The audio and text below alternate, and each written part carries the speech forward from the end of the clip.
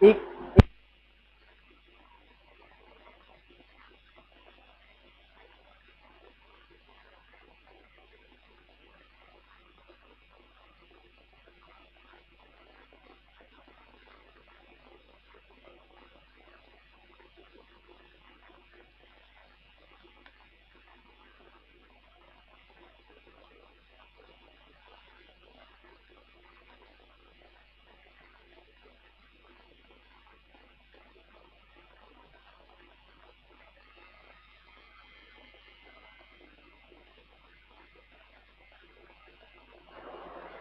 हाँ चलिए, आया किसी का आंसर क्या? 160। थोड़ा सोचो। हाँ चलो, पहले ये देखो, x से y जाने के लिए नंबर ऑफ वेज कितने हैं हमारे पास? 4 है ना। कितने तरीके? 4। ओके। y से z जाने के लिए नंबर ऑफ वेज कितने हैं? 5 है ना। चलो यहां तक तो आप लोग पकड़ लिए होंगे। अब बताइए आप, जब आप z से y जा रहे होंगे तो आपके पास नंबर ऑफ वेज क्या होगा? ये पहले आप बताइए। जब आप z से y जा रहे हैं तो फिर नंबर ऑफ वेज क्या होगा? देखो बेसिक पे हम ज्यादा मतलब फोकस कर रहे हैं, है ना, ज्यादा प्रेशर दे रहे हैं, क्योंकि अगर ये सब नहीं आएगा तो फिर आगे चल के आपको चैप्टर ही पूरा समझ में नहीं आएगा, पूरा हवा हो जाएगा। बराबर। अच्छा, जेड से वाई जाने के नंबर में क्या होगा? आपने रास्ता तो एक ही फॉलो किया होगा ना। ऐसा थे ना, दो मतलब तुम्हारा शरीर चल रहा है और तुम्हारा आत्मा चल रहा है दो दो जगह पे, नहीं है ना। बराबर, तो एक ही रास्ता आपने फॉलो किया होगा ना। तो जाने का तरीका क्या होगा? अगर सपोज हमने आते वक्त y से z में आते वक्त सपोज हमने अगर 1 को फॉलो किया है, सपोज, हाँ सपोज, तो आपके पास क्या होगा? आपके पास ऑप्शन तो एक ही है ना। जिस रास्ते से आप आए थे उसी रास्ते से आपको जाना है। तो क्या होगा यहाँ पे? नंबर में एक तरीका होगा।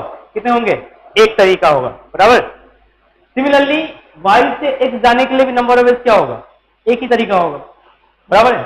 कितने होंगे? एक ही तरीका होगा। तो कितने हो गए ना आंसर? 20। बराबर, 20। अगर आपको समझ में नहीं आ रहा तो आप एक काम करो, मतलब छोटा करके बनाओ। ठीक है, मतलब अगर आपको चैप्टर अच्छा करना है तो डिटेलिंग में कर लो। मान लो ऐसा ले लो, दो कनेक्शन ले लो, है ना, ए बी, इसका 1 2 है ना। तो फिर थोड़ा सा मेहनत होगा, लेकिन आपको हाँ पूरा कॉन्सेप्ट समझ में आ जाएगा, हाँ जो हम बता रहे हैं उसका लॉजिक क्या है। ठीक है, ठीक है, चलिए आगे बढ़ते हैं ना। नेक्स्ट, काफी सिंपल चैप्टर है। बराबर, समझोगे तो बहुत सिंपल है, नहीं समझोगे तो फिर डिफिकल्ट है, लेकिन चैप्टर सिंपल है ना। अभी तक आपको दिख रहा होगा, समझाने के बाद एटलीस्ट ये समझ में आ रहा होगा ना चैप्टर तो आसान है, जो बताया जा रहा है नंबर ऑफ वेज ये तो है, सही है। चलिए आगे, मॉडल 2 है ना। मॉडल मॉडल 2 लिखने के लिए लिखिएगा आप सिनेमा हॉल। ठीक है, क्या लिखिएगा? Cinema hall. सपोज एक सिनेमा हॉल है, हाँ बराबर। जैसा आप जाते हो वैसा नहीं, थोड़ा ये अलग तरीका का सिनेमा हॉल है। बराबर, ये स्क्रीन है, ये स्क्रीन है जहां पे लोग पिक्चर देखेंगे, है ना। यहाँ पे हीरो हीरोइन का सबका एंट्री होगा। बराबर, पर्दा फाड़ के निकलेंगे सब। ये स्क्रीन है, यहाँ पे आपको पिक्चर दिखेगा। और एक दरवाजा है ना। ये जो है ना, ये आपके दरवाजे है। मतलब ये सपोज डोर 1 है, this one is door 2, this one is door 3, and this one is suppose door 4, and suppose this one is door 5। 5 दरवाजे। कितने हो गए दरवाजे? 5। मतलब पांचों से आप मतलब यहाँ पे आप एंट्री कर सकते हो और एग्जिट भी कर सकते हो। क्लियर? ये कॉन्सेप्ट क्लियर है ना। और बैठने उठने के लिए है यहाँ पे, है ना। ऐसा नहीं सिर्फ आपको एंट्री करना है, ये बैठने के लिए है। यहाँ पे हॉल है बकायदा, यहाँ बैठोगे आप और पिक्चर देखोगे। खैर, इससे हमें कोई मतलब नहीं है। अब ये बताओ आपके पास आने का नंबर ऑफ वेज क्या होगा। पहले तो आप ये बताओ, how many ways are there to enter the hall. Hall में एंटर करने के लिए नंबर ऑफ वेज कितने होंगे। पहले आप ये बताइए, नंबर ऑफ वेज कितने होंगे हॉल में एंटर करने के लिए। 5 है ना। बहुत सही जवाब। चलो कितने हो गए, 5, बिल्कुल सही जवाब। क्योंकि 5 दरवाजे हैं, या तो आप D1 से आओ, या फिर D2, या फिर आप D2 से, या फिर आप D3, ठीक है ना, और D4 और D5। तो क्या होगा, सबके लिए 1 1 1 1 1 ये हो गया। क्लियर, 1 1 1 ये हो गया। चलिए सेकंड प्रॉब्लम। तो फर्स्ट का आंसर सही है 5। सेकंड, अब ध्यान सुनना, जब आप एंट्री करोगे आपको तो जाना भी पड़ेगा ना, मतलब एग्जिट भी करना पड़ेगा। क्लियर, क्या पूछा जा रहा है, जब आप एंट्री करोगे सिनेमा हॉल में, जब आप एंट्री करोगे आपको तो बाहर निकलना है ना, ऐसा तो है ना वहां बैठे रहोगे बराबर 2 घंटा 2.5 घंटा होगा, उसके बाद निकल जाओगे। तो उसके तरीके कितने हैं, how many ways are there कि आप एंट्री भी करें और एग्जिट भी करें। इसके लिए नंबर ऑफ वेज क्या होगा। आप एंट्री भी कर रहे हो और एग्जिट भी कर रहे हो, उसके लिए नंबर ऑफ वेज क्या होगा, 25। हाँ सही जवाब, 25। हाँ सही है, क्योंकि आने का तो 5 तरीका, जाने का भी 5 तरीका है ना। रेस्ट्रिक्शन अभी हमारे पास नहीं है, पहले आप आओगे फिर जाओगे, है ना, फिर का यूज हुआ मतलब मल्टीप्लाई। तो then I get answer is your 25। हाँ चलिए, तो बढ़िया, आप लोगों को समझ में आ रहा है। नंबर 3, अब ध्यान से सुनना, जिस रास्ता से आप आए हो उस रास्ते से आप नहीं जाओगे। मतलब सपोज अगर आपने D1 से प्रवेश किया है, मतलब एंटर किए हो, तो आप D1 से नहीं निकलिएगा। सपोज अगर आपने D1 से एंटर किया है तो वो बंद हो गया और आपको इन सब गेट से निकलना है, तो उसके लिए नंबर ऑफ वेज क्या हो जाएगा, 20। हाँ सही है, क्योंकि आने का तो 5 तरीका, जाने का कितना तरीका, 4 ही बचेगा, क्योंकि वो गेट आपके लिए बंद हो चुका है जहां से आप आए थे। तो कितने हो गए यहाँ पे, 20 बराबर। नेक्स्ट नंबर 4, आप आ तो गए और जिस रास्ते से आए हो उसी रास्ते से निकलोगे। जिस रास्ते से आप आए हो उसी रास्ते से आपको जाना है, इसके लिए नंबर ऑफ वेज क्या होगा, 5। हाँ बिल्कुल सही जवाब, क्योंकि आने का 5 तरीका, जाने का एक ही तरीका है यार, तो क्या होगा यहाँ पे 5 होगा। ठीक है, तो चलिए फिर आपको समझ में आ गया है ना। और अगर आप ध्यान दोगे तो ये इसी तरह था, है ना, ट्रेन में हम 2 बार सेपरेट करते थे, यहाँ पे एक बार एंटर कर रहे हो, एक बार एग्जिट कर रहे हो, है ना। तो ये कॉन्सेप्ट आपको क्लियर हो गया। चलो बढ़िया। मॉडल 3 है ना, स्टेप बाय स्टेप सोचना ज्यादा अच्छा रहेगा, बराबर। स्टेप बाय स्टेप सोचोगे तो जाके मैक्सिमम प्रॉब्लम आप बना सकते हो, है ना, या लगभग सारे प्रॉब्लम बन जाएंगे। चलिए आगे बढ़ते हैं। मॉडल 3, ये आपने किया होगा, टॉसिंग अ कॉइन, है ना, टॉसिंग ए कॉइन।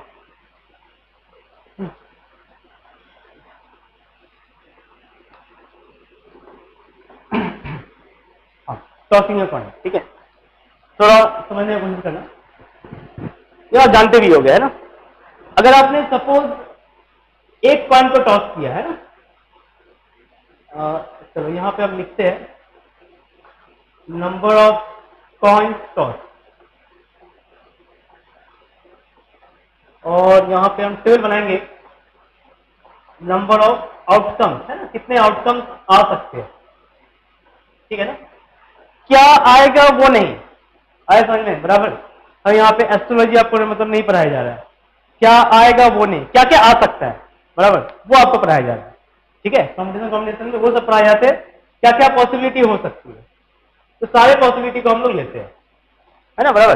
क्या आएगा वो तो छोड़ो, ठीक है ना, क्या आएगा वो तो छोड़ो, मतलब यहाँ बताओ कुछ भी हो सकता है, लेकिन यहाँ पे आपको बताया जा रहा है क्या क्या हो सकता है टोटल।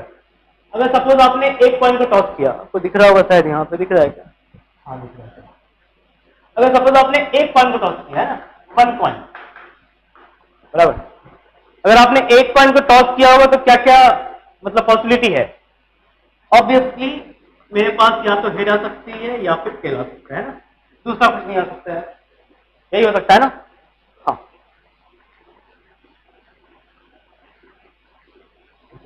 ओके। तो अगर आपने एक कॉइन को टॉस किया तो नंबर ऑफ आउटकम्स कितने आ रहे हैं? 2 आ रहे हैं, हेड एंड टेल। ओके, आगे बढ़ाते हैं। अगर मान लो हमने 2 कॉइन को टॉस किया, कितने कॉइन को टॉस किया? 2 कॉइन। तो क्या क्या हो सकती है पॉसिबिलिटी? हेड टेल, पहले हेड आया फिर टेल आया है ना, उसी तरीके से हेड हेड और क्या, हेड, अब हेड कहां है, टेल हेड और टेल टेल। कितना हो गया पॉसिबिलिटी? टेल दिख रहा है ना आगे, हाँ, कितना हो गया? तो अगर आपने 2 कॉइन को उछाला, नंबर ऑफ आउटकम्स कितने आएंगे? 4, बराबर। सपोज अगर आपने 3 कॉइन को टॉस किया, 3 कॉइन्स को आपने टॉस किया, तो क्या क्या आ सकती है पॉसिबिलिटी? हेड हेड हेड, है ना, क्या आ सकता है? हेड हेड हेड, और क्या आएगा? हेड हेड टेल, बराबर है। और क्या आएगा? और आ सकता है हेड टेल हेड, है ना, और क्या आ सकता है जी? Head tail tail. ये क्लियर है? अच्छा, एक टी छूट गया, कोई बात नहीं, चलाते हैं। हेड टेल टेल, अब दिख रहा होगा? हाँ, दिख रहा है, ओके, बराबर। और भी हो सकती है, और क्या हो सकता है जी? Tail tail head head, next one is tail head tail, और एक जी टेल टेल टेल। ये क्लियर है? बराबर। तो आउटकम्स कितने आ गए? आउटकम्स अगर हमने 3 कॉइन को टॉस किया तो आउटकम्स कितने हो गए? 8 हो गए ना शायद, 1 2 3 4 5 6 8, बराबर, क्लियर है? तो कुछ समझ में आया आप लोग को? ये तो आउटकम्स हो गए। अब आपसे पूछना क्या चाहते हैं, अगर 4 कॉइन को आपने टॉस किया, अगर आपने 4 कॉइन को टॉस किया तो फिर नंबर ऑफ आउटकम्स क्या होगा?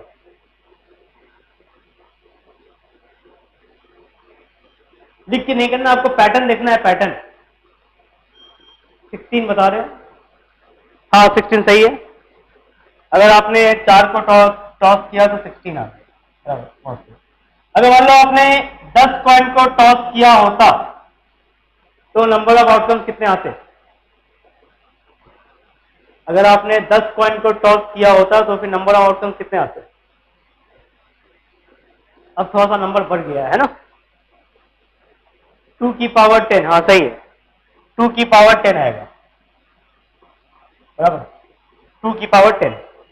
अच्छा, तो कैसे किया?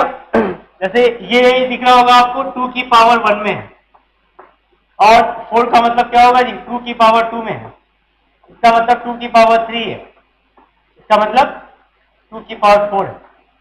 तो डायरेक्ट फॉर्मूला लिख देते हैं ना, अगर आपने n कॉइन को टॉस किया, अगर आपने n कॉइन को टॉस किया तो फिर नंबर ऑफ आउटकम्स कितने आ जाएंगे जी? 2n, है ना, 2n, बराबर। अगर आपने n कॉइन को टॉस किया रहता तो नंबर ऑफ आउटकम्स कितने होते? नंबर ऑफ आउटकम्स कितने आ जाते? 2 की पावर 10, सॉरी, मतलब आपका 2 की पावर n। हाँ, चलो ये तो हो गया कॉइन का। तो क्या और भी कुछ ऐसा है क्या? जैसे मान लो डाइस हो गया है ना, डाइस आप समझते होंगे, वही लूडो छक्का जो खेलते हो आप लोग, उसमें रहते हैं ना 1 2 3 4 5 6, मतलब टोटल नंबर ऑफ प्लेसेस कितने रहते हैं? 6। अगर आपने एक बार उसे उछाला, ठीक है, तो आउटकम क्या क्या आ सकते हैं? मतलब नंबर ऑफ आउटकम कितने आ सकते हैं? 6, है ना, नंबर ऑफ आउटकम 6 हो सकते हैं। अगर आपने 2 डाइस को उछाला, 2 डाइस को अगर आपने रोल किया तो उसके नंबर ऑफ आउटकम्स कितने आएंगे? 36, है ना, उसके नंबर ऑफ आउटकम्स 36 आएंगे। तो उसका भी कहानी है। अगर आपने n बार मतलब आपका n टाइम्स उसे अगर आप थ्रो कर दो ना, तो उसके नंबर ऑफ आउटकम्स कितने हो जाएंगे? 6 की पावर n। क्या हो जाएगा? 6 की पावर m n। हाँ, अब यही चीज को आपको एक फॉर्मूला दे देते हैं ताकि वो याद हो जाए। तो बात ये सिर्फ कॉइन या फिर डाइस की नहीं है, और भी जितने सेट है।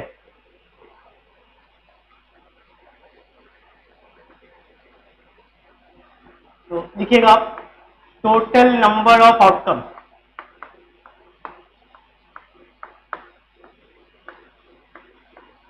इज इक्वल टू, है ना, कितने नंबर ऑफ आउटकम आ सकते हैं, इसकी वैल्यू ये होता है number of faces, number of faces of object. एक ऑब्जेक्ट के नंबर ऑफ फेसेस कितने होते हैं? जैसे एक कॉइन के फेसेस क्या हो गए? 2 फेस होते हैं। डाइस के कितने फेस हो गए? 6।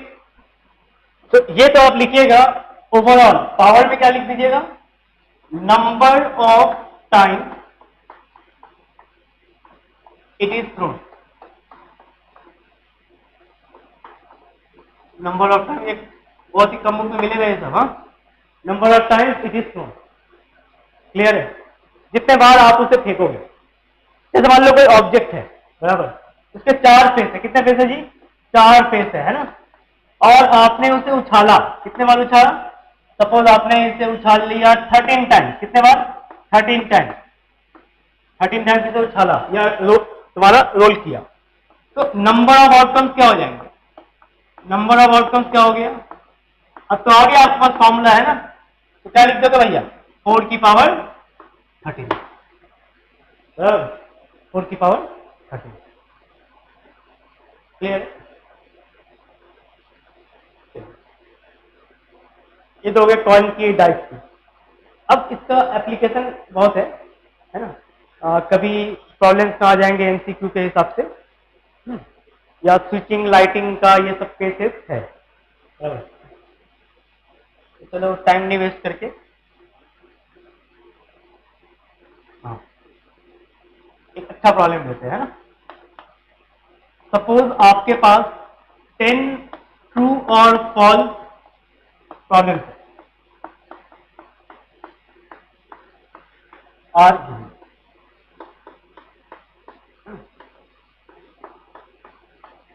how given in how many ways, in how many ways a student can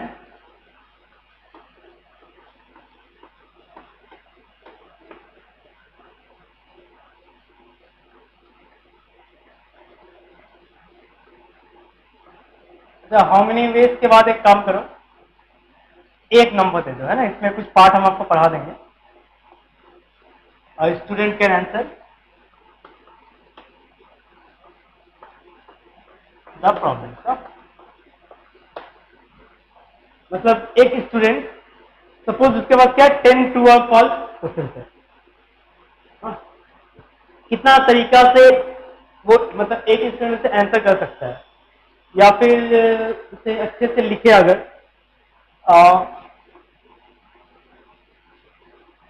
या लिख सकते हैं नंबर ऑफ पॉसिबल आंसर, मतलब कितने तरीके के पॉसिबल आंसर हो सकते हैं।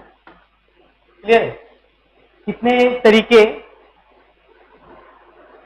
तरीका हो सकता है, मतलब कितने आंसर पॉसिबल हो सकते हैं, बराबर। जैसे मान लो एक छोटा सा एग्जांपल लेकर करते हैं। अभी आपके पास मान लो दो है, दो ही प्रॉब्लम है ना, दो प्रॉब्लम है, प्रॉब्लम नंबर 1, प्रॉब्लम नंबर 2।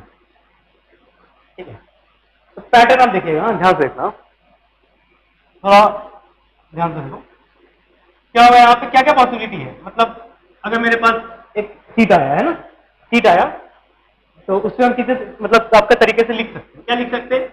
एक तरीका हो गया, हमने दोनों को ट्रू ट्रू दे दिया। इसका क्लियर है? इसका ट्रू, इसका ट्रू। और एक पॉसिबिलिटी क्या है, ट्रू फॉल्स, है ना, मतलब पहले वाले के लिए ट्रू, सेकंड वाले के लिए फॉल्स। और क्या पॉसिबिलिटी है जी, फॉल्स ट्रू, है ना, और क्या पॉसिबिलिटी है जी, फॉल्स फॉल्स, है ना, इतना क्लियर है। ये हो गए तुम्हारे 2 के लिए। उसी तरह अगर 10 है ना, 10 है तो क्या क्या पॉसिबिलिटी है, ओके। अब सपोज थोड़ा सा चलो और तुम लोग के लिए और मेहनत कर देते हैं ना, अगर मेरे पास 3 प्रॉब्लम है, एक problem number 1, problem number 2, problem number 3, clear है, तो किस पैटर्न से हम दे सकते हैं, किस पैटर्न से हम दे सकते हैं, चलिए देखिए ध्यान देना, ये सब मेहनत करने की जरूरत, मतलब इतना जरूरत नहीं था, है ना, वो तो आप लोग के लिए इतना मेहनत कर रहे हैं। क्या होगा यहाँ पे पॉसिबिलिटी, ट्रू ट्रू ट्रू, बराबर है, ये एक पॉसिबिलिटी बनता है। और एक पॉसिबिलिटी क्या है, दिख रहा होगा ना 3, हाँ इतना दिखेगा, true false false, sorry true false true. और एक possibility true true false, okay. और एक पॉसिबिलिटी ट्रू फॉल्स फॉल्स, और एक पॉसिबिलिटी, ये तो हो गए 4। और एक हो सकता है जी फॉल्स। अच्छा, लिखने का मेरा तरीका देखो एक बार, पहले हमने क्या रखा, टी रखा है ना, टी से कितने तरीके हो सकते हैं, पहले टी टी टी रखा, फिर इनको चेंज किया एफ को, फिर एक बार इसको चेंज किया, फिर दोनों को चेंज कर दिया, है ना, बराबर। अगर आप रैंडमली लिख रहे हो ना तो हो सके काउंटिंग में थोड़ा सा मिस्टेक हो सकता है, बराबर। अगर आप पैटर्न देख के लिख रहे हो तो फिर नहीं होगा। जैसे यहां पे हम क्या करने वाले, एफ एफ एफ, है ना, बाकी इस एफ को हम सेम रखेंगे और यहां पे लिखेंगे जी टी, फिर एफ, फिर क्या जी एफ एफ टी, फिर क्या लिखेंगे एफ टी टी, लास्ट बार दिख गया, हाँ दिख गया। कितने आगे गिनोगे, 1 2 3 4 5 6 7 8, बराबर, 8 तो अभी आ गए। सो अगर तुम्हारे पास 10 प्रॉब्लम्स है तो फिर नंबर ऑफ आंसर कितने पॉसिबल हो सकते हैं, बताओगे।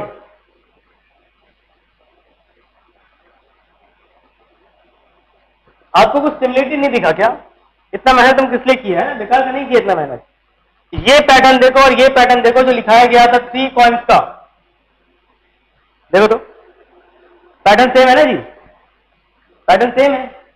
सो ये कॉइन की तरह ही है। अगर मान लो ऐसा दिया जाता है 10, तुम्हारे पास 10 कॉइन्स है, मतलब ये प्रॉब्लम ऐसे ही है, 10 कॉइन्स है हमारे पास और यहाँ पे हेड टेल की कहानी बताई जा रही है, तो फिर अगर आप उस तरीके से समझो तो क्या होगा यहाँ पे 2 की पावर 10, ठीक है, बराबर। मतलब सर ये तरीका तो हमको समझ ही में नहीं आया, है ना, बराबर। अगर नहीं आया सपोज तो और भी अच्छे से हम लोग सोचते हैं। चलो, अगर मान लो फर्स्ट प्रॉब्लम से, ध्यान सुनना, अगर पहला प्रॉब्लम है तो आपको उसको आंसर देने के लिए नंबर ऑफ वेज मतलब कितने हैं। एक पहला प्रॉब्लम आया मेरे पास, मेरे दिमाग में क्या चल रहा है, या तो ट्रू होगा या फिर फॉल्स होगा, क्लियर। तो नंबर ऑफ वेज कितना होंगे, 2 होंगे, है ना, या तो ट्रू या फिर फॉल्स, प्लस का यूज कर रहे हैं, मतलब 1 + 1 कितने हो गए, 2 तरीके। तो पहला प्रॉब्लम आपने लिया, उसके लिए नंबर ऑफ वेज क्या होगा, 2 तरीके होंगे। क्या होंगे उसके लिए, नंबर ऑफ वेज 2 तरीका होगा। आप सेकंड के पास आए, सेकंड प्रॉब्लम के पास, सेकंड प्रॉब्लम का भी तरीका क्या होगा, 2 ही होगा, क्लियर है। अब बीच में अटक गए, या तो प्लस होगा या आपका मल्टीप्लाई होगा। तो क्या हो रहा है, पहले हमने फर्स्ट प्रॉब्लम का आंसर दिया, फिर आप सेकंड के पास जाओगे और उसका आंसर दोगे, है ना, ऐसा होता है ना, या तो पहला या फिर दूसरा, ऐसा नहीं, पहले हम फर्स्ट प्रॉब्लम का आंसर देंगे, कुछ ना कुछ हमें आपको मार्क करना है ना, देंगे, उसके बाद हम क्या करेंगे, सेकंड के पास जाएंगे, फिर वर्ड का यूज आ रहा है, फिर का मतलब क्या होगा, मल्टीप्लाई, है समझ में, मल्टीप्लाई क्या 2, थर्ड के लिए आया, फिर से मल्टीप्लाई, फिर क्या होगा जी 2, डॉट डॉट डॉट कहां तक, अप टू कहां तक जी, अप टू 10 टाइम्स, क्योंकि आपको 10 प्रॉब्लम्स की आंसर देनी है, तो कितना हो जाएगा आंसर 2⁻10। इतना क्लियर है ना। तो ये एक तरीका है करने का, बराबर। अच्छा, क्लियर। तो इसे आप कॉइन के साथ भी कर सकते हो रिलेट, या फिर आप डायरेक्ट कर सकते हो इसे, बराबर। कॉइन के साथ आप इसे रिलेट कर लो या फिर आप इसे डायरेक्ट रिलेट कर लो। चलिए, और भी इससे थोड़ा सा अब लेवल बढ़ाया जाए, है ना।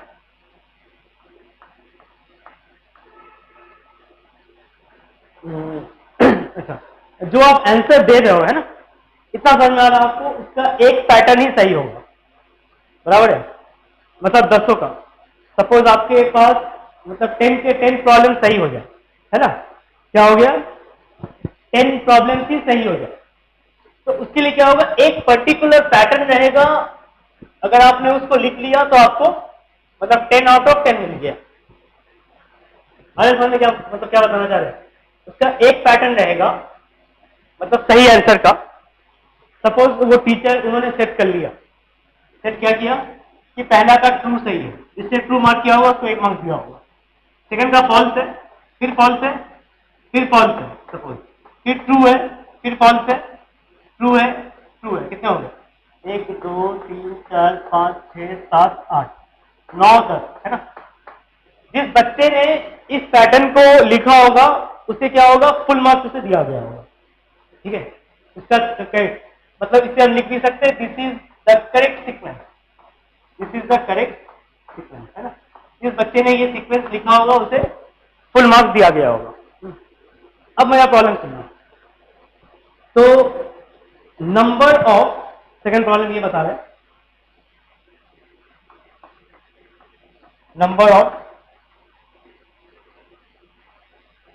या फिर ये बता रहे हैं, हाँ, नंबर ऑफ ये लिख लो, इनकरेक्ट सीक्वेंस, या वर्ड सही नहीं हो रहा है,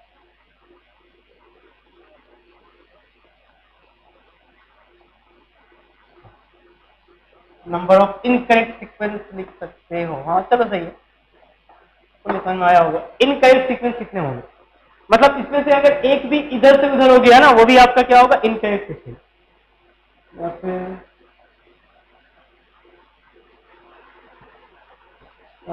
चलो इसे हटाओ, देखो number of ways in which student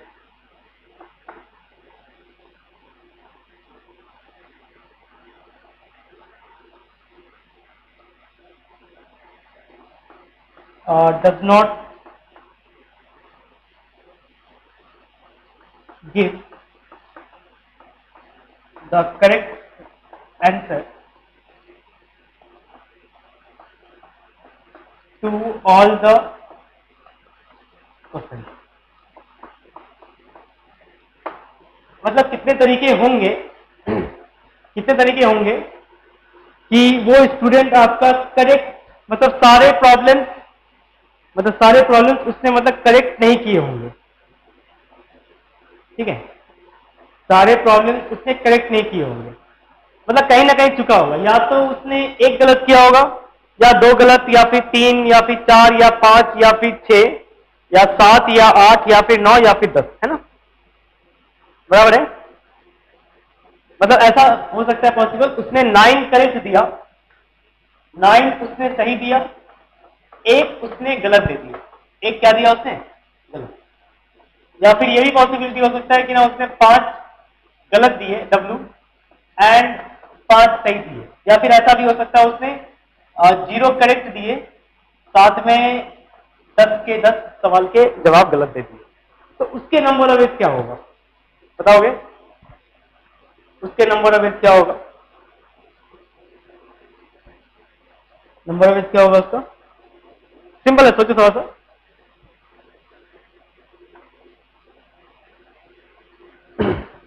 अच्छा, इसे आप ऐसे लिख सकते हो कि, चलो पहले थोड़ा सा दिक्कत होगा, ऐसे लिख सकते हैं कि हम टोटल क्या लिख दिया, टोटल माइनस ऑल करेक्ट, ये तो होगा ना, total minus all correct, okay, total minus all correct, 10 factorial नहीं, गलत है, फैक्टोरियल नहीं होगा अभी, मतलब सक्रिय तो भी नहीं होगा ना। टोटल माइनस ऑल करेक्ट, जितने तरीके हो सकते हैं एक प्रॉब्लम्स को, मतलब 10 प्रॉब्लम्स को आंसर देने का, माइनस एक माइनस और क्या हो जाए ऑल करेक्ट, तो क्या हो गया इससे 2 की पावर 10 माइनस क्या हो गया, अच्छा सारे सही हो जाए, सारे सही हो जाए उसके नंबर बेस क्या हो गया, एक होगा, बराबर है। सारे सही हो गए उसके लिए नंबर बेस क्या होगा, एक तरीका होगा, है ना, क्लियर है। सारे सही हो जाए minus all correct, all correct का नंबर बेस क्या है, एक ही तरीका है ना, क्योंकि यही सीक्वेंस आप लिख सकते हो। तो आंसर क्या होगा, इसके पास इतने तरीके होंगे, मतलब 1 0 2 3, ओके, इतने तरीके होंगे एक बच्चे के पास कि उसका सारा प्रॉब्लम सही नहीं है, क्लियर है ना। अच्छा,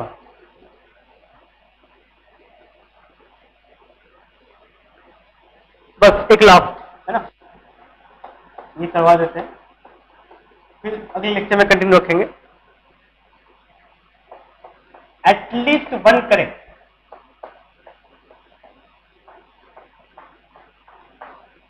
ठीक है, एटलीस्ट वन करेक्ट, इसे आप सोचना थोड़ा सा, है ना, समझा रहे।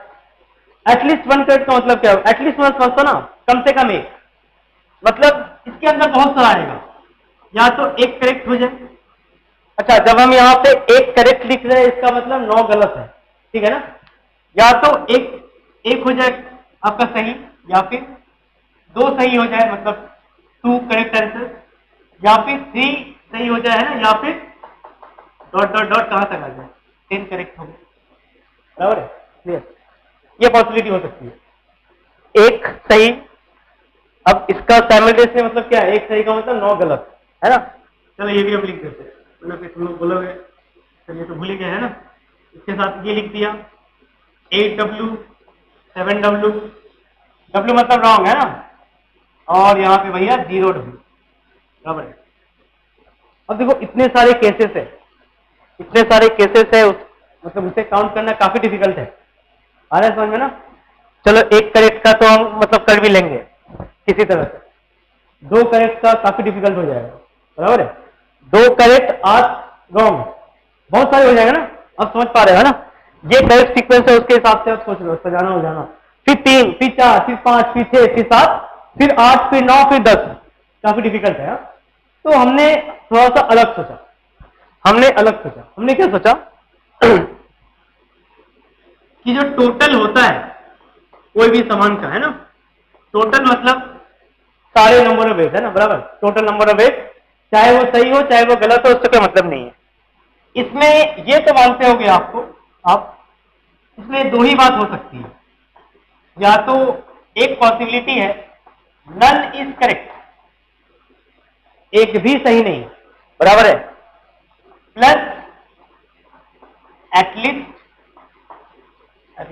कुछ नहीं दिया ना, हाँ सही, एटलीस्ट वन करेक्ट, ये समझ में आया कि दुनिया में 2 ही बातें हो सकती है, या तो टोटल का मतलब क्या होगा, नन इज करेक्ट, एक भी सही नहीं, प्लस एटलीस्ट वन करेक्ट, है ना। इसके अलावा कुछ हो सकता है क्या इसमें, इसके अलावा टोटल नंबर ऑफ वेज में इसके अलावा कुछ हो सकता है या डिफरेंट हो, ठीक है ना, नहीं होगा ना, या तो सारे गलत हो जाए, अच्छा क्या लिखे, नन इज करेक्ट, है ना, एक भी सही नहीं, या फिर कम से कम एक सही, कम से कम एक का मतलब क्या, सब कुछ आ गया, 1 2 3 4 सब कुछ आ गया, क्लियर है, बराबर है। हमें निकालना क्या है, हमें ये पार्ट निकालना है, हमें ये पार्ट निकालना है। तो ये पार्ट आप कैसे निकालोगे, दिस माइनस दिस, बराबर है, दिस माइनस दिस, मतलब ये बताना चाहेंगे हम आप लोग को, अगर आप लिख रहे हो एटलीस्ट वन करेक्ट, तो ये हो सकता है जी टोटल माइनस नन करेक्ट, है ना। और आईआईटी में इसी तरह से प्रॉब्लम पूछा जाता है, आपसे सीधा नहीं पूछेगा, आपसे थोड़ा सा घुमा फिरा कर पूछेगा, बराबर है। अगर आपने इसे सीधा सोच लिया, बराबर है, तो आपके पास जो 3 घंटे का समय है वो भी आपके लिए एकदम कम ही पड़ जाएगा, है ना। ये प्रॉब्लम जो बताया गया ये 3 घंटे में भी नहीं होगा। हाँ, इसलिए वो सीधा नहीं पूछता, वो पूछता उल्टा, उल्टा पूछेगा आपसे। अब जिस बच्चे को ये क्लिक कर गया इसका आंसर सही होगा। बराबर। और क्लिक ऐसा नहीं करते, उसके लिए प्रैक्टिस चाहिए। इस तरह का प्रॉब्लम प्रैक्टिस करोगे तब जाकर वो क्लिक होता है। बराबर, ऐसा नहीं है लॉटरी सिस्टम। हाँ, आया तो आया, नहीं तो आया, नहीं आया तो नहीं आया। अच्छा, अब देखिए, चलो मेन मुद्दा पे आते हैं।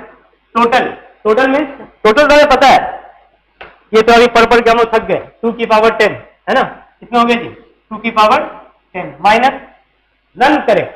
हाँ, अब इसका मुझे आप बताना, एक भी सही नहीं। बराबर, उस बच्चे का मतलब किस्मत इतना खराब था कि ना जितने भी उसने मार्क किया बाय गेसिंग सारे के सारे गलत हो गए, एक भी सही नहीं। तो उसका नंबर ऑफ वेज कितना होगा ये आप बताइएगा। एक भी सही नहीं। बराबर, बहुत ही भाग्यहीन बच्चा था जो जिसने मार्क किया और उसका एक भी सही नहीं हुआ बेचारे का। चलो अभी बता रहे हैं एक तरीका। हाँ बिल्कुल सही, एक तरीका होगा, क्योंकि इसका अपोजिट जो उस बच्चे ने आंसर दिया होगा उसने क्या किया होगा, ये जो करेक्ट सीक्वेंस है उसका पूरा उसने क्या लिखा होगा, डिफरेंट लिखा होगा। जहां पे ट्रू था बच्चे ने लिख दिया एफ, फिर यहाँ पे टी, फिर यहाँ पे टी। तो अगर करेक्ट होने का एक सीक्वेंस है तो सारे करेक्ट होने का एक सीक्वेंस है, तो सारे गलत होने का भी एक ही सीक्वेंस रहेगा। इतना क्लियर है? बराबर है। तो फिर इसलिए क्या होगा यहाँ पे माइनस एक तरीका, एक तरीका में क्या है, नन इज करेक्ट। बराबर, तो ऐसा क्या आ गया 1023। इतने तरीके होंगे जिसके लिए एटलीस्ट 1 करेक्ट होगा। बराबर, डाउट है? नहीं है ना? चलो आप एक काम करना, इस प्रॉब्लम को आप होमवर्क कर लो, एग्जैक्टली सोचना थोड़ा सा। बराबर, क्योंकि दिमाग को खाली मत रखना, दिमाग को खाली रखोगे पता चला वहां कचरा चला जाएगा। इसका आप बताना नेक्स्ट क्लास में। Exactly 1 correct. बराबर, एग्जैक्टली 1 करेक्ट। एग्जैक्टली नहीं 1 क्वेश्चन लिख दिए, क्वेश्चन क्यों लिखिए, एग्जैक्टली 1 करेक्ट। इसके नंबर ऑफ वेज कितना होगा ये आपको बताना है, आज नहीं नेक्स्ट क्लास में। ठीक है ना? चलिए फिर आज तक मतलब यहीं पे रहा। ओके, नेक्स्ट क्लास में से फिर हम लोग कंटिन्यू करेंगे। ओके, कुछ डाउट तो नहीं है ना?